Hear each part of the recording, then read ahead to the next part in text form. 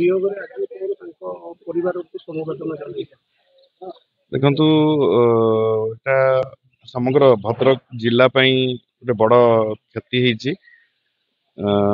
ସ୍ୱର୍ଗତ ବସନ୍ତ ବାବୁ ଜଣେ କେବଳ ଜଣେ ରାଜନେତା ନଥିଲେ, ସେ ଏ ଅଞ୍ଚଳର ଜଣେ ଦିଗଦର୍ଶକ ଥିଲେ, ପଥ ପ୍ରଦର୍ଶକ ଥିଲେ, ସମାଜସେବୀ ଥିଲେ।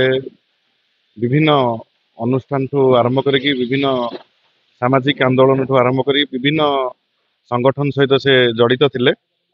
ତ କେବଳ ସେ ବିଜୁ ଜନତା ଦଳ ଭିତରେ ସୀମିତ ନଥିଲେ, ତାଙ୍କୁ ସବୁ ଦଳର ନେତା ମାନେ ସମ୍ମାନ ଦଉଥିଲେ ଏ ଅଞ୍ଚଳର ବିକାଶ ପାଇଁ। ଏବଂ ବିଶେଷ କରି ବିଜୁ ବାବୁଙ୍କଠୁ ଆରମ୍ଭ କରି ନବୀନ ବାବୁଙ୍କ ପର୍ଯ୍ୟନ୍ତ ସମସ୍ତଙ୍କ ସହିତ ସେ ସମ୍ପର୍କ ରକ୍ଷା କରି ଏ ତିହିଡି ଅଞ୍ଚଳ ଭଦ୍ରକ ଜିଲ୍ଲାର ବିକାଶ ପାଇଁ ତାଙ୍କର ଅଦମ୍ୟ ଉତ୍ସାହ ଥିଲା, ଅଦମ୍ୟ ପରିଶ୍ରମ ଥିଲା।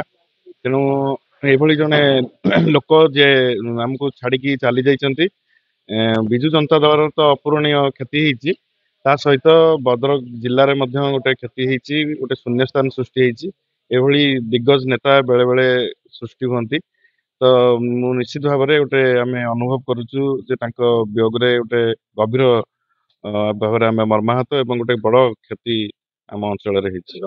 ପୁତ୍ର ପୁତ୍ରବଧୂ ପତ୍ନୀଙ୍କୁ ସମବେଦନା ସେ ପରିବାର ନିଶ୍ଚିତ ଭାବରେ ଭଗବାନ କୁ ପ୍ରାର୍ଥନା କରିବି ଯେ ତାଙ୍କ ଅମର ଆତ୍ମାକୁ ସଦ୍ଗତି ଦିଅନ୍ତୁ ଏବଂ ପରିବାରକୁ ଧୈର୍ଯ୍ୟ ଦିଅନ୍ତୁ।